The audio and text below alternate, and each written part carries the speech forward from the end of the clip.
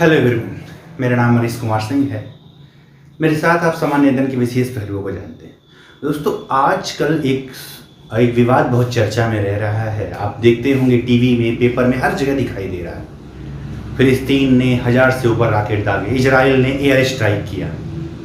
ठीक, मरने वालों की संख्या, इजराइल और फिलिस्तीन के बीच का विवाद जो बढ़ गया है पिछले एक हफ्तों से, इस दौरान लगभग आज तक 103 लोगों की मौत हो गई, जिसमें से 7 लोग इजराइल के, बाकी सब के सब कहां से, फिलिस्तीन के। और इस मरने वालों में 27 बच्चे भी हैं। दुनिया भर में इसकी बातें हो रही हैं, आलोचनाएं भी हो रही हैं इजराइल की कि ऐसे समय में ठीक है आतंकवादियों पर कार्रवाई करे, परंतु इस दौरान महिलाओं और बच्चों पर जो हत्याएं हो रही हैं, जो बम विस्फोट से मारे जा रहे हैं, उनका क्या इसमें गलती है।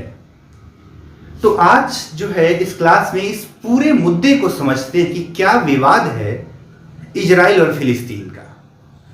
ठीक है, तो ये इजराइल और फिलिस्तीन का विवाद जो है ईसा मसीह के जन्म से पहले का भी है। एक छोटा मोटा देख लें तो एक समय में ये पूरा हिस्सा फिलिस्तीनी भूमि थी। इधर मिस्र है, इधर क्या है, जॉर्डन की सीमा है। ठीक है, पूरा आज का यहां से यहां तक कि बस इतना सा फिलिस्तीन रह गया है।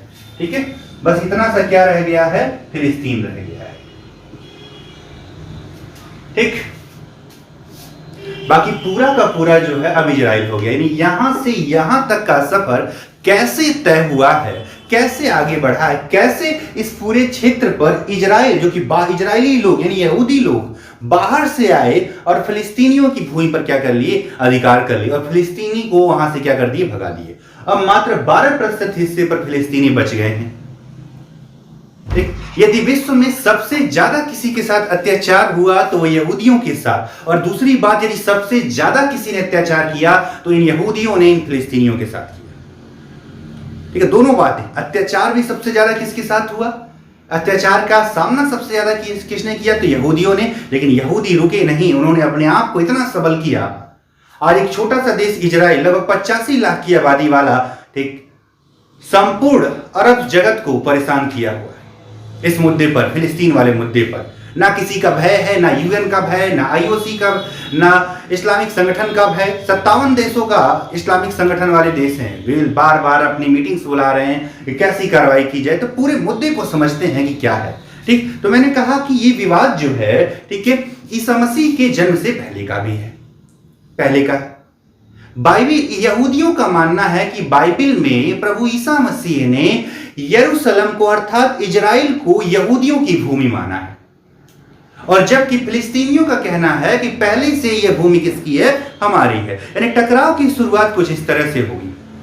ठीक, इस दौरान 72 ईस्वी में रोमन साम्राज्य ने इस इलाके पर, अब इसे मिटा दे रहा हूं क्योंकि अब देखिए कुछ तो लिखना पड़ेगा। ठीक है, 72 ईस्वी ईसा पूर्व में रोमन साम्राज्य ने इस क्षेत्र पर क्या कर लिया, अधिकार कर लिया। कब, 72 ईसा पूर्व में, ठीक, 72 बीसी में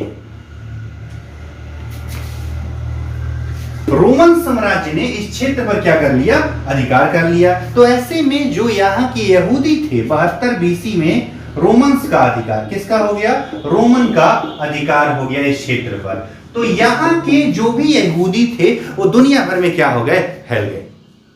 दुनिया भर में क्या हो गए, फैल गए। यहूदियों को सबसे चालाक व धोखेबाज माना जाता। ये माना जाता कि वे जहां भी जाते, ठीक है, वहां पर क्या, ठीक है, धोखा करते या चालाकी करते, सबसे चालाक बताया गया। अब ये यहूदी यहां से निकले, यहूदी जो है यहां से निकलकर पूरे दुनिया भर में फैल गए। इस घटना को एक नाम दिया गया, एक जोडस। क्या नाम दे दिया गया, एक जोडस नाम दिया गया इस घटना को, कि दुनिया भर में यहूदी इधर उधर भटक गए, अलग अलग देशों में पहुंचे। मुख्यतः जहां तक फैल सके यूरोप और अमेरिकी देशों में इनका फैलाव ज्यादा हुआ। ठीक है, इसी दौरान एक शब्द प्रचलित हुआ, एंटीसेमिटिज्म। एक शब्द क्या आ गया, अभी मैंने बोला चालाक वाली बात जो, ठीक, तो एंटीसेमिटिज्म यानी कि यहूदियों को सबसे चालाक, धूर्त और धोखेबाज व्यक्ति, यानी जहां भी गए वहां पर कुछ ऐसी गतिविधियां हुई कि लोगों ने इनके लिए एक शब्द इस्तेमाल कर लिया, एंटीसेमिटिज्म। ठीक, सेनाओं में अगर भर्ती हुए तो सेनाओं में भी जो यहूदी लोग थे उन्हें जो है एक स्टार लगाया जाता ताकि पहचान हो कि यह यहूदी है। इसे डेविड स्टार कहा गया। हर जगह इन्हें अपनी पहचान साबित करनी पड़ी। अगर ये पहचान छुपाते तो इसके लिए कड़े प्रावधान थे सजा का। यहूदियों के साथ इस तरह का क्या हो रहा था, व्यवहार हो रहा था। इस बीच एक व्यक्ति जिसका नाम था थियोडोर, ठीक, थियोडोर हर्जल, ठीक, वियना में उन्हें काम से इसी शब्द के कारण निकाल दिया गया था। ठीक है, थियोडोर हर्जल, उन्हें काम से निकाल दिया गया। ठीक, या वियना से वो निकल गए थियोडोर हर्जल। ठीक, किसके कारण निकाला गया, एंटी सेमिटिज्म के कारण काम से निकाल दिया गया। अब वियना से निकल के पहुंच गए कहां पे, फ्रांस में। फ्रांस में गए, ठीक, वहां पत्रकारिता का काम करने लगे। 1890 के दौरान फ्रांस और रूस में एक युद्ध हुआ। इस युद्ध में फ्रांस की क्या हो गई, पराजय हुई। पराजय हुई तो ऐसे में, ठीक है, जो फ्रांसीसी सेना के जो मुख्य उच्च अधिकारी थे या जो कहे प्रशासन के नेतृत्व करता थे, उन्होंने इस हार की जिम्मेदारी एक यहूदी अधिकारी पर डाल दिया। इस बात से हर्जल साहब थोड़े से क्या हो गए, नाराज हो गए। उन्होंने, ठीक है, अपने पत्रों के माध्यम से इसके खिलाफ मुखर आवाज उठाई। ठीक, इसके खिलाफ कि ये जो एंटी सेमिटिज्म है, जिस वजह से यहूदियों को इतना प्रताड़ित या दोयम दर्जे का समझा जा रहा है, उन्होंने अब सोच लिया कि अब यहूदियों के लिए एक अलग राज्य की जरूरत है। दुनिया भर से उन्होंने यहूदियों से आह्वान किया कि आप लोग जो है अपनी अपनी आवाज उठाएं एक अलग राज्य के लिए।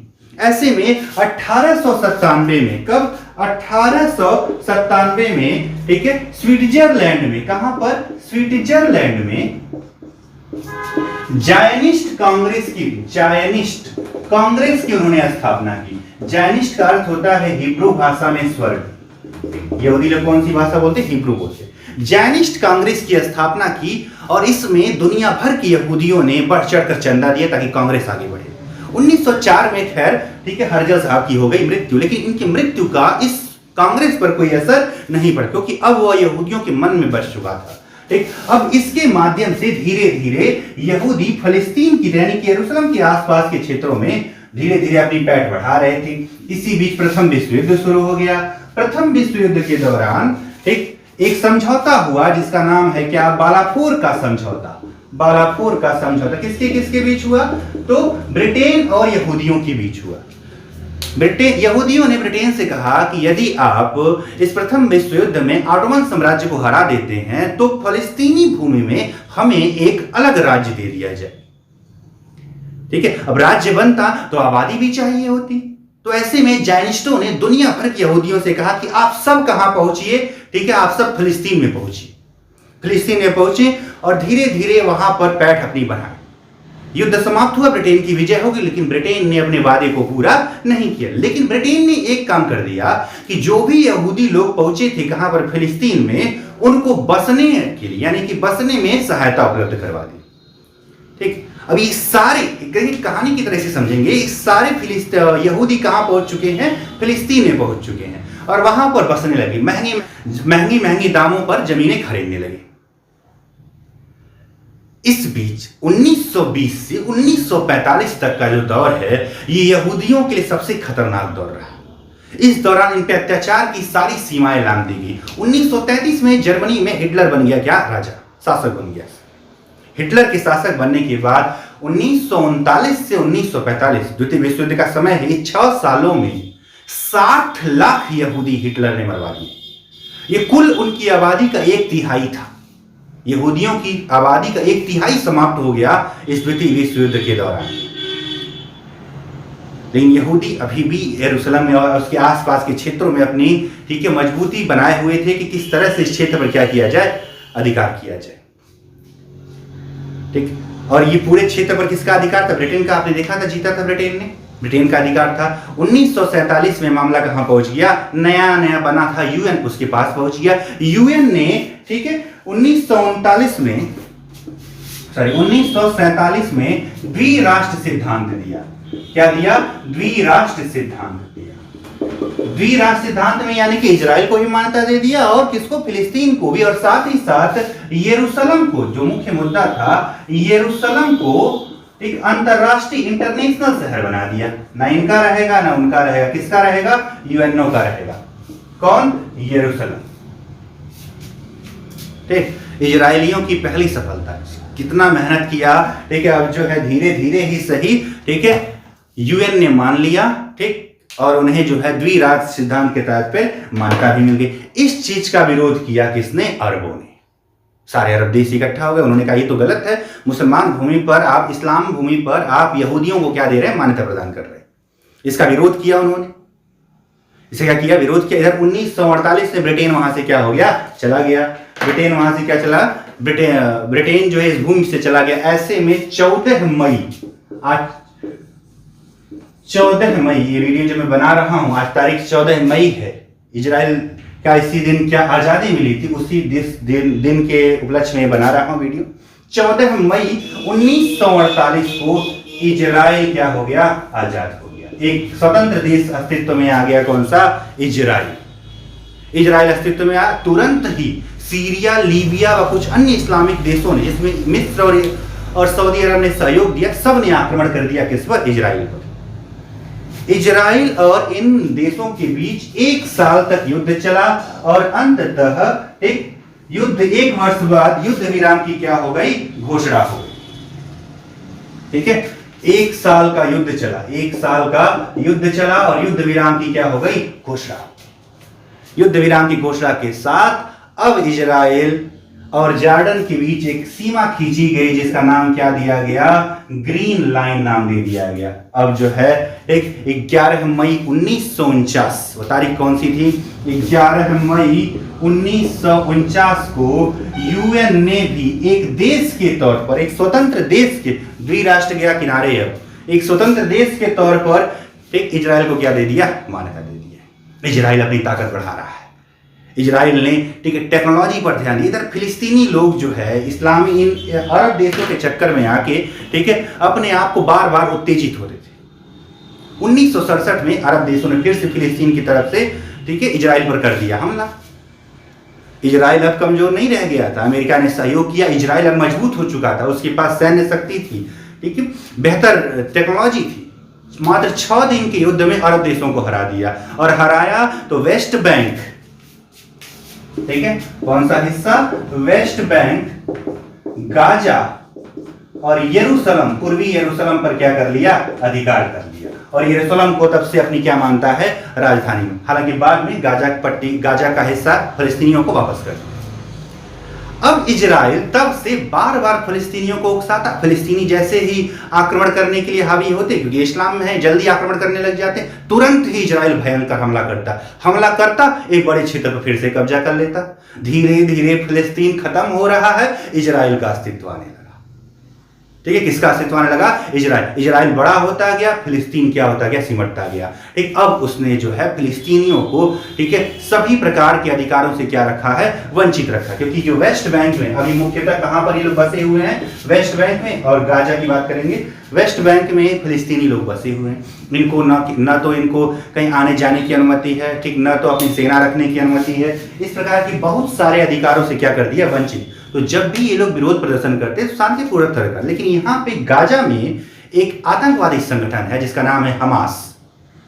ठीक है, हमास को सहायता मिलती ईरान जैसे देशों से, जो मिस्र के रास्ते, ठीक है, अपने एक रॉकेट उसके पास हो जाते हैं। हमास के पास एक कासम नाम का एक रॉकेट है, छोटी दूरी का मार करने वाला रॉकेट है। कौन से? कासम। इस रॉकेट की मदद से वे लोग बार बार इजराइल पर हमला करते, और इजराइल के पास छोटे हथियार तो है नहीं, तो बड़े हथियारों से हमला करता। जब बड़ा हथियार गिरेगा तो ये देख के थोड़ी ना गिरेगा कि बच्चे नहीं मरेंगे, महिलाएं नहीं मरेंगी। अब ऐसे में इस क्षेत्र में महिलाएं और बच्चों की बहुत क्या होती? हानि होती। अब आते हैं ताजा मुद्दे पर, ठीक है, कि आज के समय में ये घटना कैसे हुई। तो हुआ कुछ यूं कि एक मस्जिद है जिसका नाम है अल अक्सा मस्जिद। इस्लाम की तीसरी सबसे महत्वपूर्ण मस्जिद है। कौन सी? अल अक्सा मस्जिद। अल अक्सा मस्जिद। अल अक्सा मस्जिद पर नमाज के दौरान नमाजियों पर इजरायली पुलिसकर्मियों ने क्या कर दिया? हमला कर दिया, जिसमें 300 से ज्यादा लोग क्या हो गए? हताहत। अब ऐसा तो है नहीं कि लोग नमाज पढ़ रहे होंगे तुरंत हमला कर दिया होगा। घटना यहां से शुरू हुई। इस वेस्ट बैंक में एक क्षेत्र है, ठीक है, जिसे जो है शाह जारा कहते हैं। ठीक है, क्षेत्र कौन सा है? शाह जारा। इजरायली सुप्रीम कोर्ट ने कहा ये शाहजारा जो बहुत पहले यहूदियों ने इन अरबों से खरीद लिया था, यानी कि इस्लामिक लोगों से खरीद लिया था, अतः वहां जितने भी लोग हैं वे अपना घर खाली करें, उन घरों को गिराया जाएगा और वे क्षेत्र यहूदियों को दे दिए जाएंगे। अब इस घटना की वजह से, ठीक है, गाजा पट्टी और वेस्ट बैंक में थोड़ा थोड़ा विद्रोह हो रहा था। ऐसे में जब नमाज के लिए कई सारे लोग इकट्ठा हुए तो ऐसे में एक इजराइल ने अपनी पुलिस सेना लगा दी, पुलिस कर्मी लगा दिए। ऐसी कोई भी घटना होगी, ऐसा लगेगा तो ऐसे में कुछ घटनाएं ऐसी दिखी पुलिसकर्मियों की कि हो सकता है कि ये लोग विद्रोह करते थे, विद्रोह से पहले ही उन पे क्या कर दिया, फायरिंग कर दिया, ठीक। और उस मस्जिद में ये सारे सैनिक क्या हो गए, ऐसे ही प्रवेश कर गए, जो कि कुछ धार्मिक मान्यताओं के अनुरूप ठीक नहीं था, ठीक। इसी वजह से, ठीक, वर्तमान समय में जो वहां के मुखिया हैं इजराइल के, बेंजामिन नेतान्याहू साहब, इस मामले को लेकर घिर गए हैं। ये कहीं ना कहीं ठीक है, आपकी जो समस्याएं अलग है, लेकिन धार्मिक मान्यताओं में इस तरह की दखलंदाजी नहीं होनी चाहिए, ठीक है, ये अलग बातें हैं। अब इसको लेकर, ठीक है, हमास ने हमले करने शुरू कर दिए। हमास ने 1000 से ज्यादा, एक दिन में 1000 से ज्यादा, ये जो रॉकेट का नाम बताया मैंने आपको, ठीक है, उस रॉकेट से हमला इन्होंने शुरू कर दिया। अब ये रॉकेट, इतने सारे रॉकेट कहीं गिरेंगे, सोचिए कितना नुकसान होता। लेकिन इजराइल के पास एक आयरन डोम शील्ड है। क्या है? आयरन डोम शील्ड है, जिससे वो रॉकेट को हवा में ही क्या कर देता है, मार दिया जाता है। हवा में ही क्या कर दिया जाता है, मार दिया जाता है। इस वजह से इजराइल को इतना ज्यादा नुकसान नहीं, लेकिन इजराइल ने हमला किया, एयर स्ट्राइक किया। अब इजराइल के पास तो बहुत बड़ी बड़ी ताकत वाली क्या है, हथियार है। अब ऐसे में इजराइल ने जब आक्रमण किया तो फिर गाजा पट्टी के लोगों पर यह बुरी तरह से क्या डाला, प्रभाव डाला। तो ऐसे में सिर्फ हमास ही नहीं मरा, हमास के लोग ही नहीं मर रहे हैं, बल्कि जो है आम जो नागरिक हैं उनका भी क्या हो रहा है, नुकसान। और चूंकि जो इजराइल के क्षेत्र हैं वे बहुत घनी आबादी वाले क्षेत्र हैं, तो वहां नुकसान की ज्यादा संभावना है। अब 27 बच्चे, आज तक की डेट का बता रहा हूं, 27 बच्चे जो मासूम बच्चे हैं उनको इजरायलियों ने मार डाला है, बम फेंक कर, एयर स्ट्राइक करके, ठीक है। महिलाएं कई सारी मारी गई। अब इस पूरी उसमें जो भी चीजें हैं वो इजराइल और हमास के बीच में है, इजरायली सेना और हमास के बीच में, लेकिन इसका असर किस पे पड़ रहा है, महिलाओं व बच्चों पर। किस पर ज्यादा, आतंकवादियों से ज्यादा, ठीक, कौन मारे जा रहे हैं, महिलाएं और बच्चे। देखिए भारत पाकिस्तान में भी ऐसा, लेकिन भारत पाकिस्तान में दूरी ज्यादा है यहाँ पर, ठीक है। और जब बॉर्डर पे ऐसी घटनाएं होती हैं, क्योंकि भारत और पाकिस्तान के बॉर्डर वाले क्षेत्रों में, ठीक, जो घनी आबादी जैसा नहीं है, विरल आबादी दूर दूर है, तो ये ऐसा कम दिखता है, लेकिन यहाँ पर ऐसा ज्यादा है, ठीक। अब इस मुद्दे को लेकर ये मुद्दा आगे बढ़ रहा है, जहां चीन ने सुरक्षा काउंसिल की, यानी सुरक्षा परिषद की बैठक बुलानी चाहिए, तो ऐसे में अमेरिका ने उसे ब्लॉक कर दिया। जबकि ठीक 57 मुस्लिम देशों ने इजराइल को लेकर, इजराइल को जवाब देने के लिए, ऐसा कहा जा रहा है, ठीक है, तुर्की के राष्ट्रपति, ठीक है, के नेतृत्व में ये सारी चीजें हो रही कि 57 मुस्लिम देश मिलकर कोई निर्णय लेंगे जिससे कि फलस्तीनियों के पक्ष में क्या हो सके, ठीक है, फैसला हो सके, ठीक। तो ये पूरे विवाद की कहानी थी जो इजराइल और किसके, फिलिस्तीन के बीच में थी। कैसे फिलिस्तीन अपने ही क्षेत्र से क्या हो गया बाहर, और यहूदियों का वहां पर क्या हो गया, कब्जा। यरूशलेम जो है एक पवित्र तीर्थ स्थल है, जो कि ईसाइयों के लिए भी, यहूदियों के लिए भी और मुस्लिमों के लिए भी, तीनों धर्मों का एक क्या है, पवित्र तीर्थ स्थल है, ठीक। तो आज 14 मई है, जब मैं वीडियो बना रहा हूं तो 14 मई है, ठीक है। इसी दिन इजराइल को क्या मिली थी, स्वतंत्रता मिली थी। इस वीडियो में मैंने बताया कि कैसे आज की घटनाएं हो रही। दूसरी बात यह भी जान लें कि बेंजामिन नेतान्याहू साहब वर्तमान समय में पूर्ण बहुमत वाली सरकार में नहीं है, ठीक है। अभी उनको कोरोना काल में जिम्मेदारियां दी गई हैं, आगे फिर से निर्णय होगा। तो इस लेक्चर में बस इतना ही, फिर किसी अन्य करंट के मुद्दे के साथ मिलेंगे। आज के लिए बस इतना ही, धन्यवाद।